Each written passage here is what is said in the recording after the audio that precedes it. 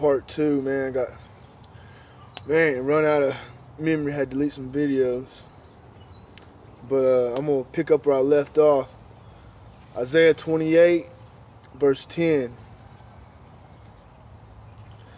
And this is, brothers, especially brothers, from GMS and all other, camps, bringing it out, in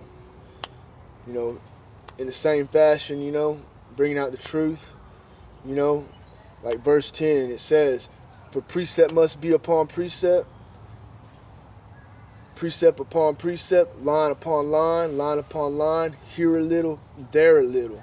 You know what I mean? You can read, starting from the beginning to end, but, the Bible, it jumps around here and there, that's why it's mysteries, like, man, that's why, a lot of these scholars and stuff that go to these schools for this, to understand the Bible and yada yada, they don't get it, man. They only get what they're taught, you know what I mean? They're off, like I said, I got a cousin, a female cousin, which that's off in the first place, but hey, whatever, she I guess she's going to try to become a scholar, somewhere doing, I don't know all the details, but her verse was the verse about the Lord is going to remove the heart of flesh, the heart of stone, and give us a heart of flesh, roughly paraphrasing.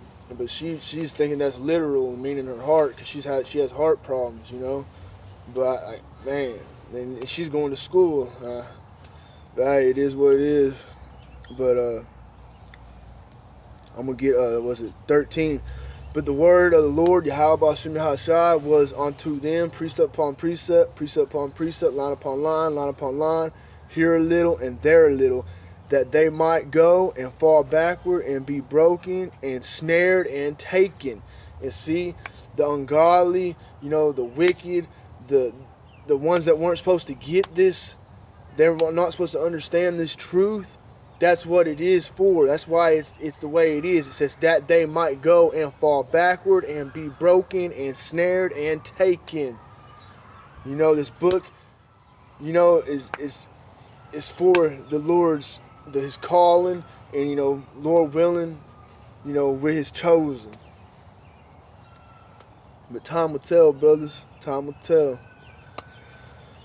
But let's see, Isaiah. Let me see. I was supposed to get verse 7 too. But they also have erred through wine and through strong drink, and are out of the way. The priests and the prophets have erred through strong drink, and they are swallowed up of wine. And this is you take this symbolically. They're swallowed up of different philosophies. That like I say, brothers, they be bringing out this truth, and we hearken to this word. It says, but everybody else, they're swallowed up by the wine. They're error in vision, as you read on. They are out of the way through strong drink. They err in vision. They stumble in judgment. They're stumbling in their judgment. These other camps that ain't bringing out the MOB.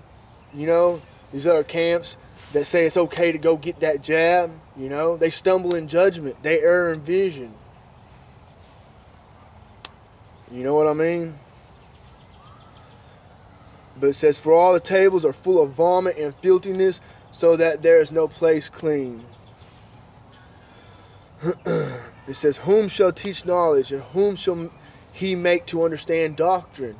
Them that are weaned from the milk and drawn from the breast. And hey, as I say, I was young, I always, seek the truth, and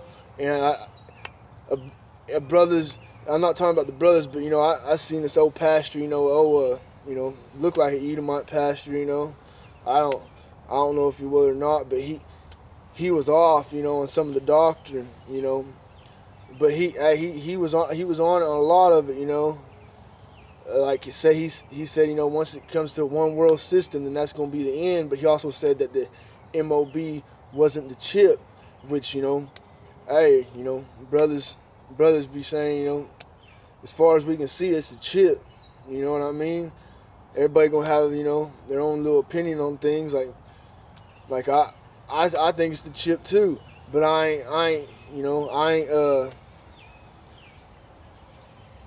it could, in my eyes, hell, it could be the jab. So I ain't taking the jab. I ain't taking no chip. You know, just that's where I stand on that. But I think the brothers feel the same way. You know. But let's see. Matthew 18:4.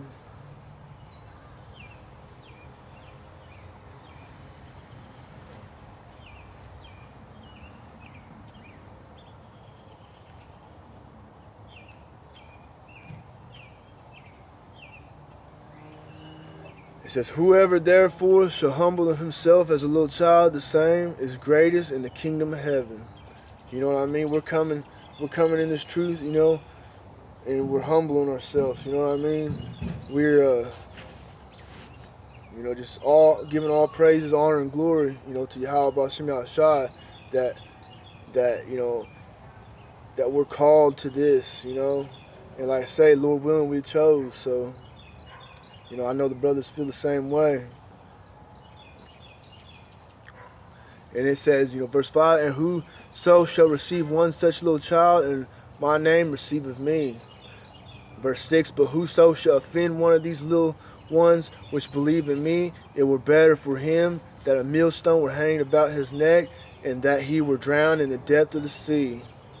It says, "Woe unto the world because of offenses, for it must needs be that offenses come, but woe to the man by whom the offense cometh."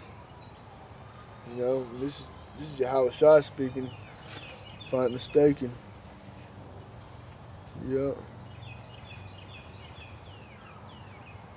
And this is you know, I should have read this one first, but hey. And this is verse 3. Now Yahawashi said, "Verily I say unto you, except ye be converted and become as little children, ye shall not enter into the kingdom of heaven."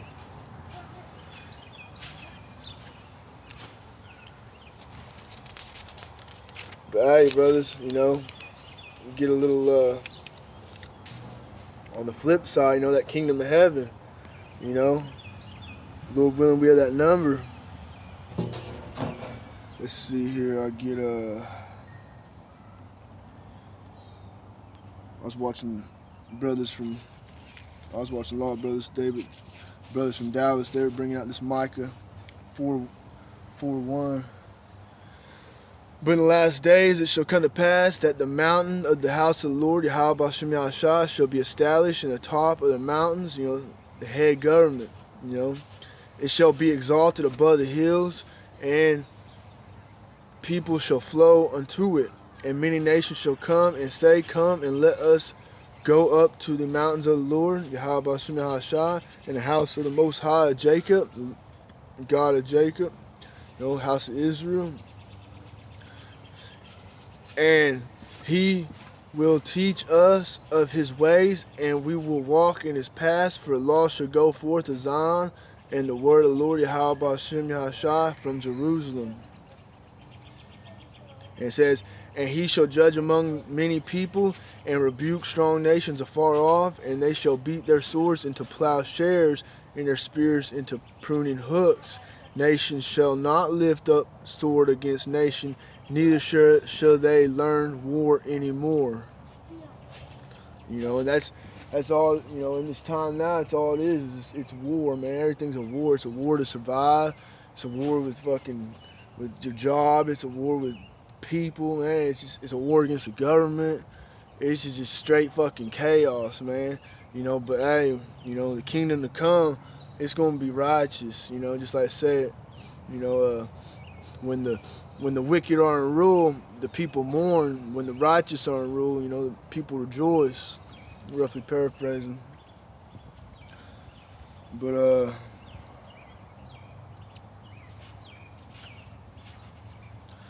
Isaiah 60.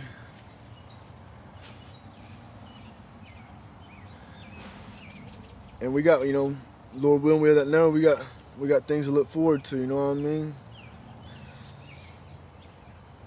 And this is one of Isaiah 60 verse 10. And the sons of strangers shall build up thy walls, and their kings shall minister unto thee.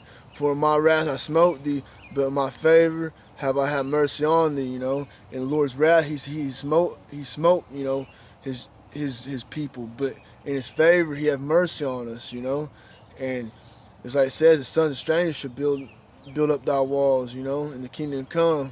You know, that's how it's gonna be. It says, therefore thy gates shall be open continually, they shall not be shut day nor night, that men may bring unto thee the forces of the Gentiles, and that their kings may be brought. And it says, for the nation and kingdom that will not serve thee shall perish. Yeah, those nations shall be utterly wasted. And then I wanted to get Revelation 21.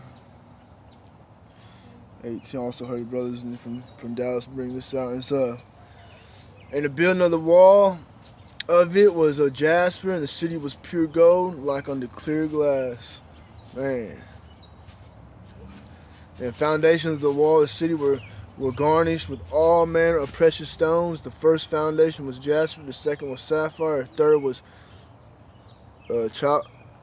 chalcedony, the fourth an emerald, the fifth sardonyx, the sixth sardis, the seventh chrysolite, the eighth beryl, the ninth topaz, the 10th chrysoprasus.